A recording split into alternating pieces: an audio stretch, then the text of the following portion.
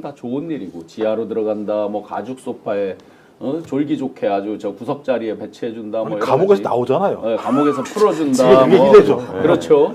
그런 별의별 일을 하는데 소위 이제 민주당 인사, 특히 이재명 그 후보에 대한 부분은 대부분 불리하거나 어려운 이런 부분으로 지금 몰고 가고 있는데 신호등 하나 건너서 대법에서 어제 판결하고 오늘 고법까지 전달을 했다고 합니다. 예, 뭐 하루 만에 진행이 된 거니까 많은 분들이 이제 어제 오늘 가장 핵심이 뭐냐면 6월 3일 이전에 이재명 후보에 대한 판결이 나오는 거야 안 나오는 거야 이게 항상 궁금해 하셨는데 많은 분들은 물리적으로 안 된다. 제가 봐도 물리적으로 안 되는 것 같습니다만 저들은 기획이 있는 것 같아요. 네. 저들의 유일한 기획은 뭐냐면 이재명은 절대 대통령을 시킬 수 없어. 네. 전 이건 지금 시작된 게 아니라 소위 윤석열이 당선인 신분부터 얘기했었어요. 그때 중앙일보 보도에 의하면 뭐라고 나와 있었냐? 중앙일보 보도에서 당선인 시절에 이거 선거가 끝났으니까 이재명 어떻게 하실 겁니까? 물어봤더니 끝까지 파헤쳐야죠. 예. 그 한마디를 가지고 검찰이 3년 동안 탈탈 털었던 거 아닙니까? 안 되니까 뭐 했습니까? 이제는 군대 동원해가지고 네네. 내란을 일으켜서 자기 권력을 독식하려고 했었는데 지금은 이제 소위 대법원을 활용을 하면서 이재명 후보의 대통령 당선을 막는 일이 벌어지고 있기 때문에 저는 물리적인 일정상 안 된다는 얘기는 별로 의미가 없다.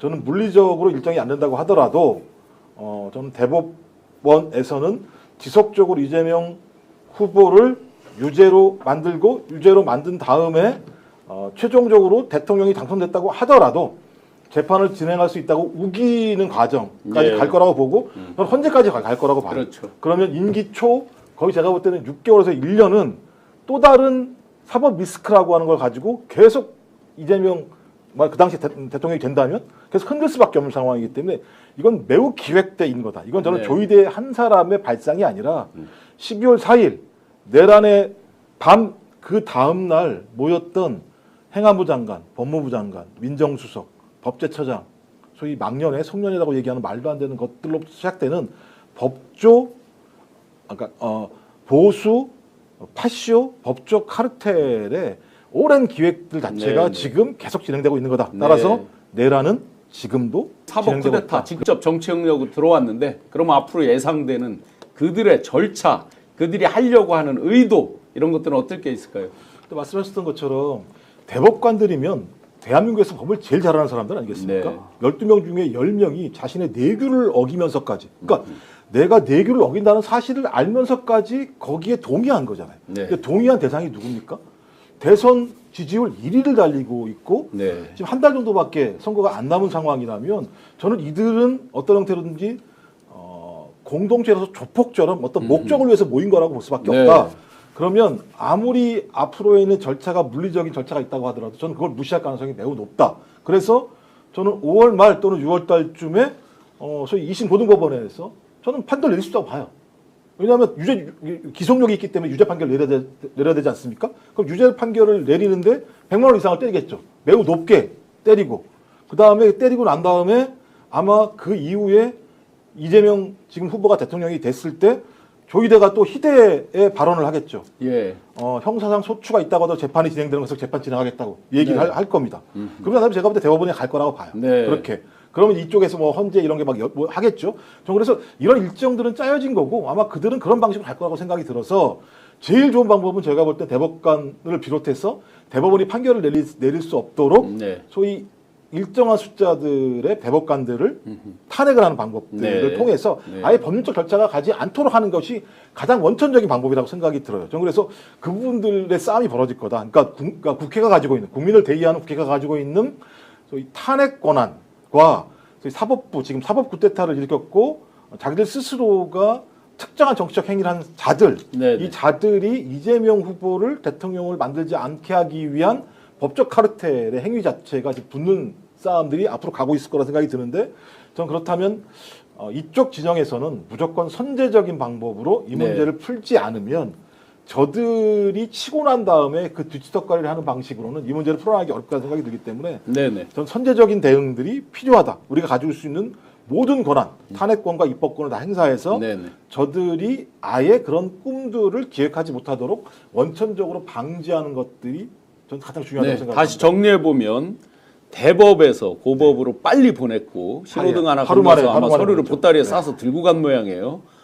빨리 보냈고 그러면 이 고법도 그러니까 항소심 재판부 재배당이 되는 재판부도 엄청나게 빠르게 할 것이다. 오늘 어떤 재배당 날지도 모르죠. 아니 재배당 할 것 같아요. 네, 할것 같아요. 네, 재배당 할 것 네. 같은데 자 이게 이론상 보면 뒤에 이제 27일의 시간이 있거든요. 이게 상고하고 하는데 그러면 역으로 계산해 보면 이들이 5월 8일까지 판결을 내려야 6월 3일 대선일 전에 모든 대법원까지를 끝낼 수 있다는 이론적 계산은 나오는데 현실적으로는 사실은 불가능이긴 한데 이들이 이제 지금 미친 듯이 막 서두르고 하는 이유는 분명히 그 속내는 뭐 뻔한 건데 어쨌든 여기에서도 굉장히 서둘러서 할 것이다. 그리고 대법으로 대선 이후에 보내도 이 대법의 지금 대법 조희대 대법원은 분명히 그냥 무대뽀로 밀어붙이겠죠. 소추와 판결도 정지된다는 게 압도적 다수결인데 저 다수설인데 소추는 헌법에 나와 있는 거고 84조에 그런데 재판은 이제 명시가 안 돼 있다. 명시가 안 돼 있지만 그 입법의 취지 자체는 안정적인 국정 운영 때문에 다 멈춰진다는 게 압도적 다수설인데 재판 수행까지 포함되는 거죠. 네, 다 무시하고 네. 그냥 대법원은 내릴 것이다. 네. 그 뒤에 헌재에서 또 판결이 어떻게 되든 말든 일단 우리는 해서 무조건 이재명 정부의 정당성을 떨어뜨린다. 당선 이후에 떨어뜨린다. 뭐 이런 거잖아요. 그죠? 사회 혼란을 야기한다. 사법 쿠데타 세력들은 똑같이 한덕수를 포함한 내란 세력들과 함께 뭐든지 다 할 사람들로 보여지는데 그러면 선제적으로 할 수 있는 것 중에 대표적인 거 뭐가 있을까요? 말씀하셨던 게 이제 국회가 탄핵을 할 수도 있고 탄핵하는 거, 만약에 법관에 대해서. 만약에 이재명 후보가 대통령이 된다면 네. 법무부 장관이 네. 지휘권을 발동해서 예. 공소를 아예 그냥 취하를 해버리게 공소 되는 취하해서 그러다 아예 보면 재판을 받아야 될 하등의 이유가 없는 네, 거니까. 네. 근데 이건 6월 3일 이후에 가능한 그렇죠. 부분이기 때문에 시점상에 예를 들면 공백이 있는 측면들이 있는 거죠. 네. 그리고 말씀하신 것처럼 그러면 형사소송법을 통해서 그래서 그 소추 문제와 관련해서 예. 대통령 소추 문제와 관련해서 입법으로 추진을 해서 좀 더 명확하게 하는 것, 재판 자체가 중단되게 만드는 것. 그래서 그 부분은 이미 이제 뉴스에도 나와 네. 있지만 민주당에서 그 헌법 제 84조에 형사상 수사에서 이제 기소하는 거는 이제 멈추는 거고 네. 소추하는 거 멈추는 거는 돼 있는데 네네. 재판을 기존에 받고 있던 게 대통령 취임한다고 그래서 멈춰지느냐 부분에 대해서 이제 명확치 않아서 퀘스천으로 있는 거. 네네. 물론 압도적 다수설은 멈춰진다는 것이지만 지금 대법원이 그냥 강행할 우려가 있다 이거잖아요. 네, 그렇죠. 그래서 민주당에서 그것도 형사소송법을 개정을 해서 기존에 펼쳐지고 있던 재판도 당선되면 못하는 걸로 입법을 바꾼다. 그러면 이제 이건 미리 발의를 해놨다가 그렇죠. 취임하자마자 바로 하면 그렇죠. 정부에서 받아들이면 끝나는 거잖아요. 예, 거부권을 그렇죠. 행사하지 예, 않으면 그렇죠. 그죠? 그렇죠. 이게 이게 있고, 이제 하나가 있고 그러니까 예를 대표적으로 들면 미국 같은 경우도 트럼프 이번에 당선이 됐을 때 재판 중지했어요. 네네. 검사들이 스스로가. 또 하나가 이제 공직선거법 문제가 하나 네. 있겠죠. 예를 들면 이제 지금 같은 경우 말도 안 되는 논리를 가지고 2심에서 무죄가 난 걸 3심 대법원들 자체가 자기들이 사실관계에 대해서 심리를 하는 말도 안 되는 짓을 하면서 네. 다시 유죄를 만든 부분이 있기 때문에 이 그렇죠. 부분에 대해서 폭넓게 허용할 수 있는 조항을 두게 되는 법률적 근거가 있을 것이고 지금 또 이제 최강욱 전 의원이 얘기했던 법원조직법 네네. 바꿔서 이제 대법관들을 갖다 숫자를 늘리는 그 부분이 저는 가장 현실적이라고 네, 생각합니다.